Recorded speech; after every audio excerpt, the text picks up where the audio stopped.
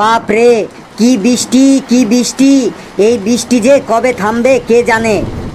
ঠিক কি বলছিস, এই বৃষ্টি যে কবে থামবে কে জানে। এই স্যার এসেছে। Good morning sir. Good morning sir. বসে থাক বসে থাক, দাঁড়ানোর কোনো দরকার নেই, খুব জোরে বৃষ্টি হচ্ছে। স্যার, আজ এত বৃষ্টি হচ্ছে এত বৃষ্টি হচ্ছে, বৃষ্টিতে আমি তো স্কুলটাই দেখতে পাচ্ছিলাম না। আমিও স্যার বৃষ্টিতে স্কুলটাই দেখতে পাচ্ছিলাম না। আমি তো ভুল করে স্কুল ভেবে ওই স্কুলের পাশের যে গরুর খাটাল আছে ওই খাটালের মধ্যে ঢুকে পড়েছিলাম। স্যার, আমি তো বৃষ্টিতে নিজের ক্লাসরুমটাই চিনতে পারছিলাম না, ভুল করে প্রিন্সিপালের রুমে ঢুকে পড়েছিলাম। লেবু, এত বৃষ্টিতে তোর কোনো অসুবিধা হয়নি? হ্যাঁ স্যার, হয়েছে। আমি তো বাড়ি থেকে বেরিয়ে রাস্তায় সবাইকে জিজ্ঞাসা করতে করতে স্কুলটাতে আসলাম। লেবু, একটু বাড়াবাড়ি বলে ফেললি না? স্যার, যেটো হয়েছে সেটাই বললাম। স্যার, আমি আমার অসুবিধার কথা বলবো? না থাক, আর কাউকে অসুবিধার কথা বলতে হবে না। এই বৃষ্টি দু একদিনের মধ্যেই কমে যাবে। এবার চুপচাপ বস তোরা, না হলে এমন পেদানি খাবি যে তোরা আর কেউ রাস্তা চিনে বাড়ি যেতে পারবি না। স্যার, একটা ভেরি ভেরি ইম্পর্ট্যান্ট কথা বলবো, আমার কথা শুনবেন? বল, তোর আবার কি কথা শুনি। স্যার, কয়েকদিনের জন্য স্কুলটা ছুটি দিয়ে দিন। আশেপাশে সব স্কুলে ছুটি পড়ে গেছে, বৃষ্টি কমলে আবার স্কুল ওপেন করবেন। ছুটি? আবার ছুটি কিসের? আমার কি ছুটির বাগান আছে যে তোরা যখন তখন ছুটি চাইবি আর আমি গাছ থেকে ছিঁড়ে ছিঁড়ে সবাইকে 5 কিলো 10 কিলো করে ছুটি দিয়ে দেব? স্যার, ছুটি যদি না দেন তাহলে আমাদের সবাইকে একটা করে রেনকোট দিন, যাতে আমরা রেনকোট পরে সবাই স্কুলে আসতে পারি। দাঁড়া ফেলু, আমি আমার বাগানে রেনকোটের গাছ লাগিয়েছি, গাছগুলিতে সবে রেনকোটের কুড়ি এসেছে। আগামী বছর পেয়ে যাবি সবাই একটা করে রেনকোট। স্যার, যদি ছুটিও না দেন, রেনকোটও না দেন, তাহলে আমাদের অন্তত একটা করে তিরপল মানে তাঁবু দেওয়ার ব্যবস্থা করুন, যাতে আমরা এই বৃষ্টিতে ওই তাঁবুটো গায়ে জড়াইয়ে স্কুলে আসতে পারি। হ্যাঁ স্যার, লেবু ঠিকই বলেছে, আমাদের সবাইকে একটা করে তাঁবু দেওয়ার ব্যবস্থা করুন। হ্যাঁ স্যার, হ্যাঁ স্যার, তাবু দিন তাবু দিন। হ্যাঁ স্যার, তাঁবু দিন স্যার। ওই ওই ওই, চুপ, সবাই চুপ, না হলে কিন্তু আমি এখনই পেদানি শুরু করে দেব। না স্যার, প্যাদানি না দিয়ে তাঁবু দেওয়ার ব্যবস্থা করুন, না হলে বৃষ্টিতে ভিজলে আমার মাথাটা খুব টনটন করে আর আমার ফুল বডিটা ঝনঝন করে। স্যার, বল রামু, তোর আবার কি চাই? স্যার, এই নিন নোটিশ, প্রিন্সিপাল স্যার পাঠালো। ছুটির নোটিশ মনে হয়। তুই ঠিক কি বলেছিস, ছুটিরই নোটিশ মনে হচ্ছে। আমি তো আগেই বলেছিলাম ঠিক ছুটি দিয়ে দেবে। ধীরে রাধে সুস্থে খায়, দেরি হলেও অন্তত ছুটির নোটিশটা তো এলো। সবাই শান্ত হ, আর আমার কথাগুলো সবাই কান খাড়া করে শোন। হ্যাঁ স্যার, নোটিশটো তাড়াতাড়ি পড়ে শোনান। নোটিশটো শোনার জন্য আমার কানটো প্রথম থেকেই খাড়া হয়ে আছে। স্যার, এই নোটিশটা শোনার জন্য আমার কান দুটি 1 সপ্তাহ ধরে খাড়া হয়ে আছে। তাড়াতাড়ি পড়ুন স্যার নোটিশটা। শোন, প্রিয় গুণধর ছাত্রছাত্রীরা, সবাইকে জানানো হচ্ছে যে নতুন বছরের ক্লাস শুরু হয়েছে 6 মাস হয়ে গেল, কিন্তু তোমরা এখনো তোমাদের স্কুল ফিস জমা করনি। তোমাদের কঠোরভাবে জানানো হচ্ছে যে আগামী 7 দিনের মধ্যে তোমরা তোমাদের স্কুল ফিস প্রিন্সিপাল অফিসে জমা করে দেবে। যে ছাত্র 7 দিনের মধ্যে ফিস জমা না করবে তার নাম কেটে তাকে ধাক্কা দিয়ে স্কুল থেকে তাড়িয়ে দেওয়া হবে। এটি তোমাদের সকলের আদরের প্রিয় প্রিন্সিপাল স্যার। এই, এবার বল, তোদের মধ্যে কার কার এখনো স্কুল ফিস জমা দিতে বাকি আছে? দাঁড়া। আরে বাপ রে বাপ, পেশি ছাড়া কেউ তো স্কুল ফিস জমা করিসনি। তোরা এখনো স্কুল ফিস জমা করিসনি কেন? স্যার, একটা কথা আছে, কর্ম করে যাও, ফলের চিন্তা করো না। ঘেটু, তুই আমাকে বেশি আর জ্ঞানের কথা শেখাস না। কিরে কালু, তুই এখনো স্কুল ফিস জমা করিসনি কেন বল? স্যার আমি কিভাবে স্কুল ফিস জমা করব? কিভাবে মানে? তুই পেটিএম কর, ফোন পে কর, গুগল পে কর, চেক দে, অ্যাকাউন্টে ট্রান্সফার কর। স্যার কিভাবে দেব মানে ওটা না, আমি বলতে চাইছি আমাদের এখন কাজকর্ম ঠিকঠাক চলছে না। বাড়িতে অনেকগুলো ছোট ছোট ভাই বোন আছে, সবার খাবার দাবার আবার সবার জামা কাপড় কিনতে কিনতেই সব টাকা শেষ হয়ে যায়, তাহলে ফিস কিভাবে দেব স্যার? খাবার দাবার একটু কম করে খা, জামা কাপড় একটু কম করে পর, ফুল হাতা জামা বাদ দিয়ে হাফ হাতা জামা পর, ফুল প্যান্ট বাদ দিয়ে হাফ প্যান্ট পর, মাছ মাংস না খেয়ে সোয়াবিন খা, দেখ ঠিক ফিসের টাকা উঠে আসবে। 7 দিনের মধ্যে তুই ফিস জমা করবি, মনে থাকে জানো? কিরে লেবু, তুই ফিস জমা করিসনি কেন? স্যার 12 দিন ধরে আমি ওষুধ খাচ্ছি স্যার। মেলাতে চিলি চিকেন খেয়ে আমার 12 দিন ধরে পেটটোতে খুব ব্যথা করছিল, তাই ফিসের টাকাটো দিয়ে আমি ওষুধ কিনে খাচ্ছি, তাই ফিস দিতে পারিনি স্যার। কিন্তু স্যার ফিসটো আমি দিন দেব, পেটটো ঠিক হলেই ফিসটো আমি দিন দেবো স্যার, আপনার দিব্যি স্যার। স্কুলের ফিসের থেকেও তোর ওষুধটার বেশি গুরুত্ব হয়ে গেল? মানে ওষুধটারই গুরুত্ব বেশি আর স্কুল ফিসের কোনো গুরুত্ব নেই, তাই তো? এটা কি তুই তোর মামার বাড়ি পেয়েছিস? ওষুধ অনেক খেয়েছিস, আর খেতে হবে না, বেশি ওষুধ খেলে সাইড এফেক্ট হয়ে যাবে। এবার স্কুল ফিসটা তাড়াতাড়ি দে, না হলে পড়াশোনা না করলে তোর জীবনটা একদম বরবাদ হয়ে যাবে। কিন্তু 1 সপ্তাহের মধ্যেই তুই যেন স্কুল ফিস দিস। চুপচাপ বস। কিরে ঘেটু, তোর ফিস এখনো জমা করিসনি কেন? তোর কি প্রবলেম? তোর পুরো 3 বছরের ফিস বাকি, পুরো 1.5 লাখ টাকা। কবে দিবি তুই ফিস?